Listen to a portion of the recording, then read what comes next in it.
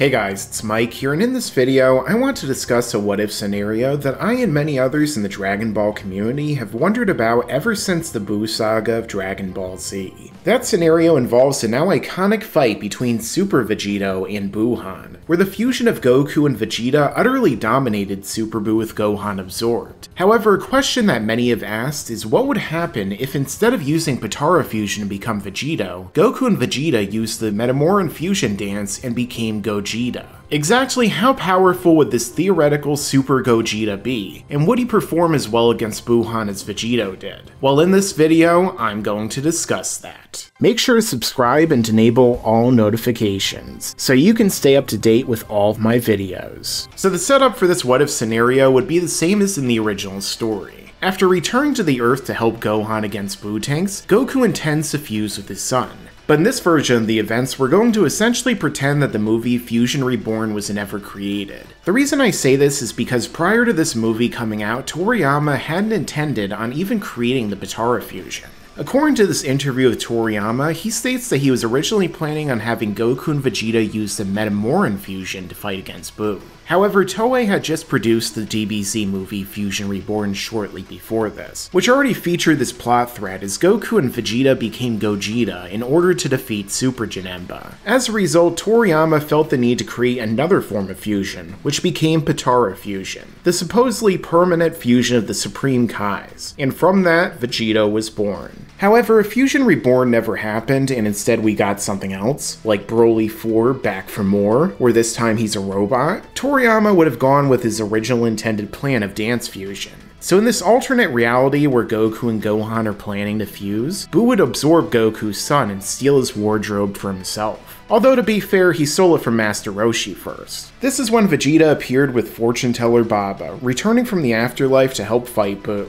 and when Goku would teleport to his dead rival in order to fuse with him. However, this is where we would encounter an issue, because Vegeta in this scenario has never fused before or practiced the moves himself, and precise movements and synchronization are essential for the fusion to work here, something which would take time that quickly was ticking down. On top of that, Vegeta would still be upset with Goku for holding back Super Saiyan 3 during their fight, and as a result they would probably still be arguing by the time that Buuhan caught up to them. Now in the original story, Buuhan wasn't interested in waiting around to let the two of them fuse to fight him. Once he heard about their plan, he attempted to intervene. However, by the time that they snapped on their earrings, it was far too late, as he received a major one-sided beatdown. But here, things would be different, and I'm doubtful that he would be willing to give Goku and Vegeta another time out just so that they could combine and give him a challenge. And unlike in Fusion Reborn or more recently Dragon Ball Super Broly, there's no one left who can distract him while they perfect the technique, so this could potentially bring about an early end to our scenario. However, Goku does have a trick up his sleeve that would change things, with that being instant transmission. So if he realized that there's nothing they can do to stop Buu at the time, Goku would quickly teleport them away somewhere else to give them that time that they need. The best and most likely location that he would go to is where King Kai is located, because it's in a separate dimension that Buu can't reach, and also it's kind of Goku's go-to place whenever shit gets real. He could also potentially teleport to the sacred realm of the Kais. After all, he teleported from there to the Earth. Or perhaps upon seeing Gohan get absorbed, Supreme Kai will intervene earlier this time and bring the Saiyans to his world, preferably before Buu tries to blow up the planet. At this point, Goku and Vegeta would be able to train to learn the move just like they did in Fusion Reborn, likely messing up a couple times along the way, since that seems to be a running gag with first-time fusions. And then finally becoming Gogeta before they go back to fight Buu.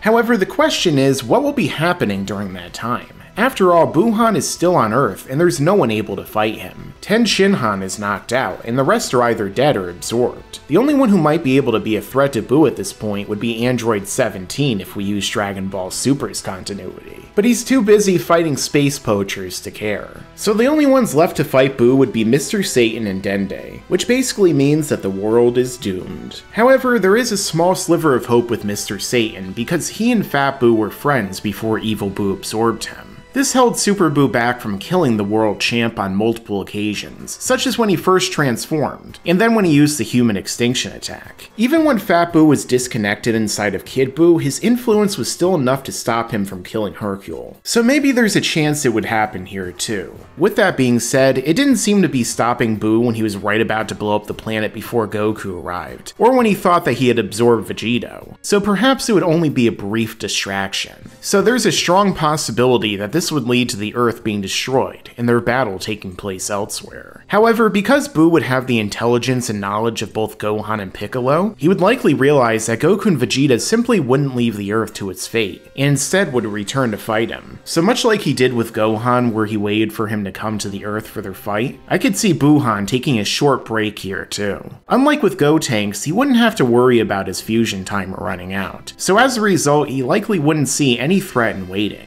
Although I could see him killing Dende for shits and giggles. Sorry, Little Green. This leads to the fight between Gogeta and Buuhan and the question of how powerful Gogeta would be compared to Vegito, because this plays a massive role in how the fight turns out. Now, the question of which fusion is stronger is one that fans have wondered forever, because despite having the same fusion components, the method of fusion creates a totally different person with their own appearance and personality, as well as power and techniques. Of course, the power of this fusion depends on the strength of Goku and Vegeta at the time, and which arc. Obviously, Gogeta arcs later would be more powerful than Vegeta arcs sooner, and vice versa. But the question here is if Goku and Vegeta had the exact same starting scenario for both fusions, which would be stronger, and who would perform better against Buu? Now, despite it being just about impossible for these two to ever fight, this question has been answered a number of times over the years in extra materials, such as guides. And in typical Dragon Ball fashion, the answer is always contradictory. One guide says that Vegito is stronger and Potara fusion is more powerful than Dance fusion, but naturally there's also stuff that says Gogeta is more powerful, or that it would depend on the length of the battle. And now, the most recent story as of this video is that they're equal, which I'm sure tons of people have already commented down below long before I reached this point, as if this time it's the most canonist answer of all. But honestly, I'm more interested in the original intention and continuity of when this was written, before Super or the current preconceptions were in Toriyama and Toei's mind, and before they wanted to make Gogeta seem on an even level to promote the Broly movie. Because let's be honest, the answer really comes down to what they're trying to sell at the time.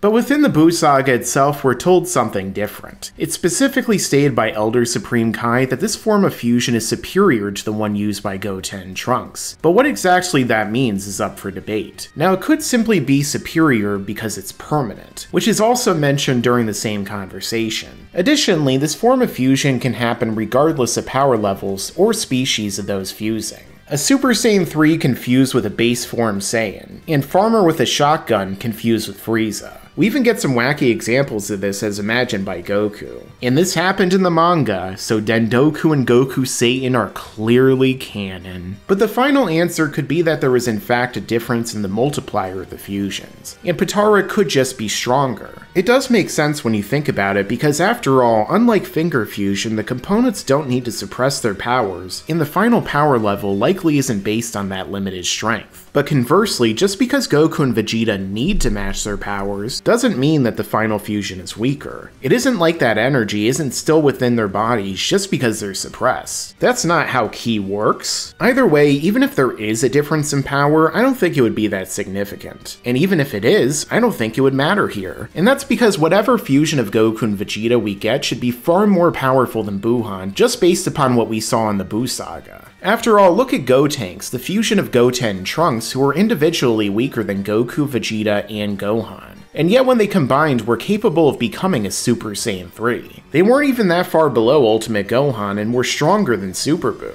And then when Buu absorbed them, they were capable of defeating Ultimate Gohan.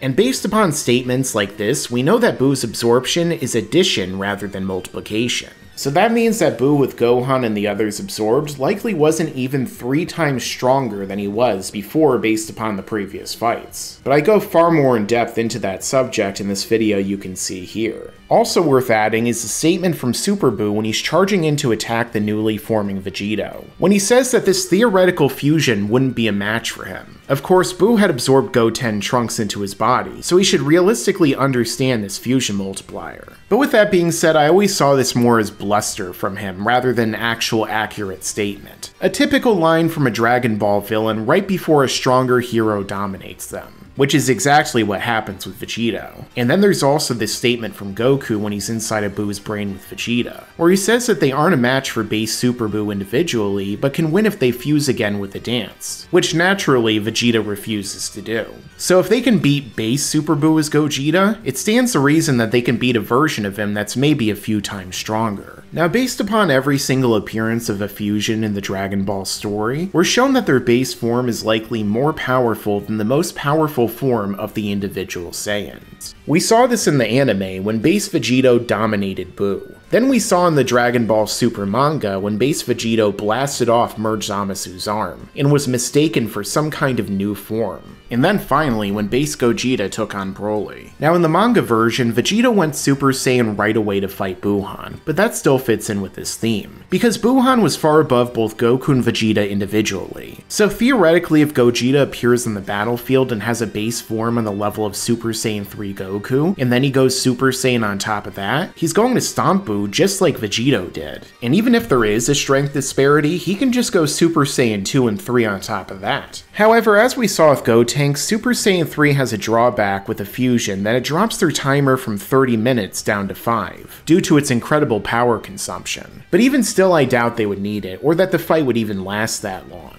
Now with Gogeta firmly in control of Buu here, what happens next? Well, in the original story, we saw that Vegito came up with a plan to go inside of Buu and save their friends who had been absorbed, which led to them defusing and eventually Kid Buu appearing before destroying the Earth and beginning the final fight of the arc. However, in this case, I think that things would be different, because unlike with Vegito, Goku and Vegeta aren't under the belief that their fusion is permanent. So with Gogeta aware that his fusion timer is only 30 minutes, will he come up with the same plan that he did originally? After all, he has no idea how long it'll take to save his family, or even if this plan would work. But with the clock ticking down from the moment that they correctly hit the fusion, I have a feeling the answer will be no. Because even despite the ticking clock, Goku and Vegeta should know that they don't even need to separate their families from Buu to begin with. After all, we saw in the Cell Saga that Android 17 was able to be wished back from the dead after Cell was killed, despite being combined with him at the time of their death. So the same rule should apply here. Thus, I suspect that Gogeta would resign himself to killing Buu. However, there is a chance that their families could survive this battle if Gogeta uses his signature technique, the Stardust Breaker.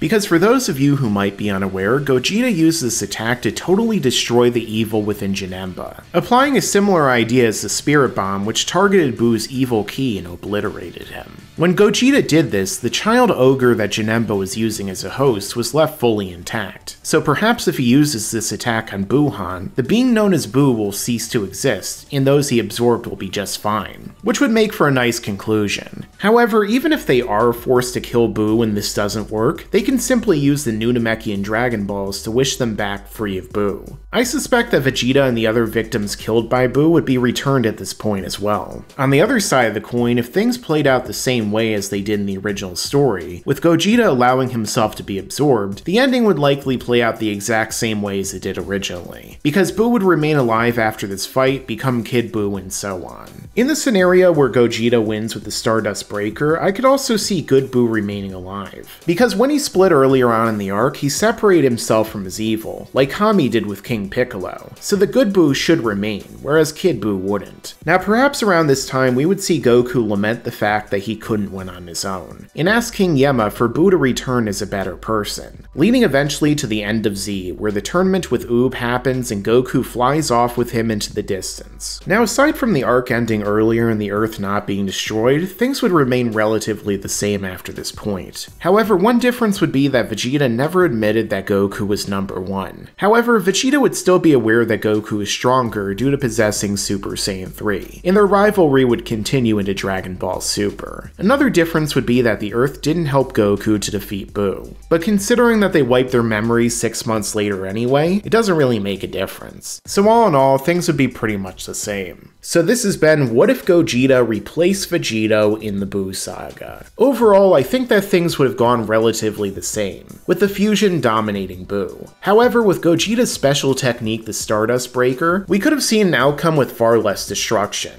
The fight itself would have been an awesome one to behold, perhaps even better than what we got in the original story. But in the current timeline that we live in, chances are that this will be yet another what-if fight that will remain exclusively within our imaginations. Thanks for watching, and make sure to stick around, because there's a lot more to come in the future. Yeah, and you better subscribe.